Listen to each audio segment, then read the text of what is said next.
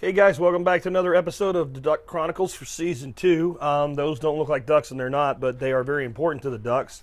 As many of you know, for a long time I've been using a bucket-based system to grow out sunflower sprouts.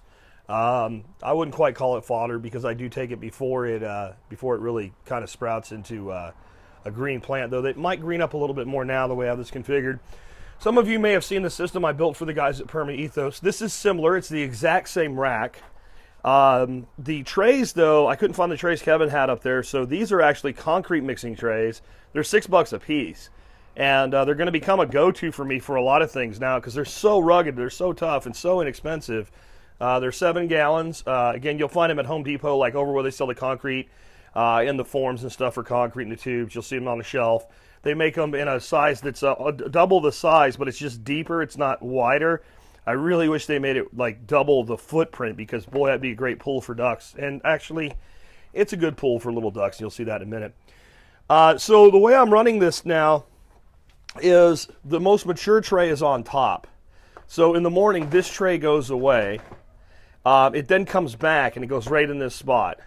Our bucket of soaked seeds gets dumped into it, and you can see we have 2 rows. I haven't quite caught that row up yet.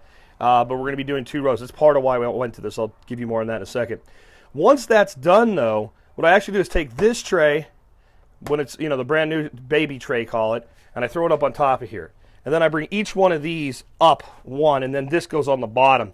What that does is it keeps your most mature tray the highest up. So it's exposed to the sun for about 2 hours a day when that sun comes through right there. That not only greens it up a little bit, it helps with developing any kind of mold. It helps to push that back. And again, the longer it's growing, the more you have a potential for that to be an issue. So since I've gone to this, usually by, this is 3-day stuff, there's like some film stickiness. And there's really not much at all to it. And this stuff here has been grown 100% in the tray. This has never been in a bucket other than the soak. And it's completely clean. And you'll notice another little addition is I have about a pound of chamomile, like you make tea with, and I put a little handful of chamomile in the soaking bucket. It smells good, and it also helps with mold. I learned that from John Dowie. The big difference between this one and the one I built for Ethos is I did something kind of cool. These are like $3 cheapo sprinklers, a couple liter hoses. They come down to a Y splitter. Then I built this little apparatus yesterday. So I can put a regular hose here to be able to use it, but we just turn this.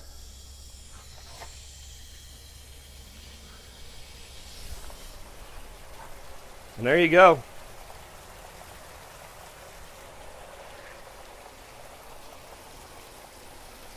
Everybody gets a good soaking.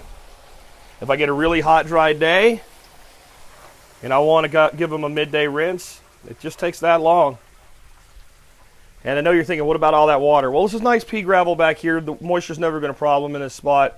But I do have plans to try to figure out how to get that water out there. There's a little island out there that we want to develop eventually. Right now, we use that barrel that collects the condensation off of the air conditioner and put it out there. But there's a sidewalk right there. And trying to dig under a sidewalk in this environment is something I'm not really looking forward to. Not to mention that this pipe comes from under there. And I can just see myself trying to kind of get a pipe under that and breaking that pipe. So I got to figure this out some other way. Anyway, that's the upgrade to the fodder system. Let's go find the little girls who aren't quite so little anymore. They're having their own little graduations along the way, little step up, so to speak. So you can see they have one of those concrete mixing trays. And I'll tell you what, if you had like a small backyard flock of 6 or 7 ducks, you could do a lot worse than using about 6 of those spread out for them all to bathe in. They'll last a lot longer than the kiddie pools, that's for sure. Easier to dump, and they do make the ones that are twice as deep. And an adult duck, I don't think would have any problem getting into the twice as deep one. I got these guys, the shallow one, because it's easier for them to get in and, more importantly, to get out of. But they're starting to be, kind of changed in the way they're being handled. No more restrictive watering. They're getting the big tins of water. And they're also getting fed in the same pans, just like we feed the adults now, because they're not being wasteful and throwing all the feed away. You're growing up and be a little bit more responsible there, aren't you? Everybody's doing really good. We had a tragedy the other day, though. One of them must have went up against underneath the quail tractor. I think it's the one that was having trouble keeping up with the flock to get in shade when the flock was gone. I moved the quail tractor and didn't hear anything, didn't see anything, but I moved it again later that night and I'd crushed her.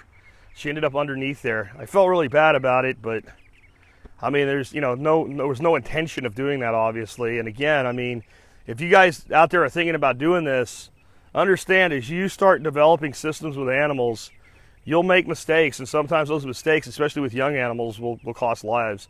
And sometimes animals are just, they're just not going to make it. And that girl, she was questionable to me anyway. I had about 6 times a day I'd come out and find her laying on her back, unable to turn over. Everybody else is doing good, though. We got hunting going on here. And they're really starting to develop their hunting skills. They know this taller grass is where the bugs hide. And they're starting to break away in little packs like this. It's cool to watch them develop their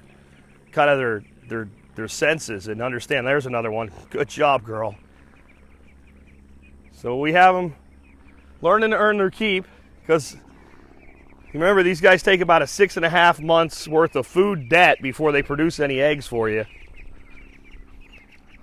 Show you another little quick update and then we'll wrap up as we go past the quail. I'm really looking forward to getting these guys into an aviary. This is a greenhouse we have to get finished up still from the workshop. Some really cool things coming with the greenhouse idea, though. So this is the container garden system we put in. It's done now, and it's about a week old.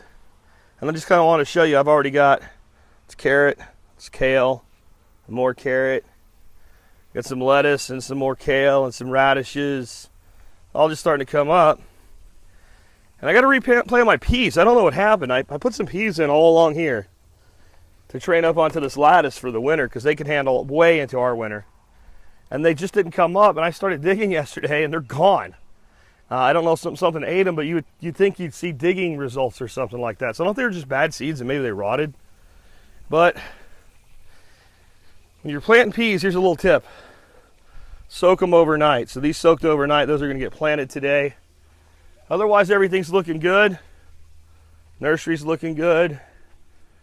Lots of trees to go in the ground this fall. This is our seedling bed. We'll be finally getting wrapped up and put together to grow seedling trees and bushes next year.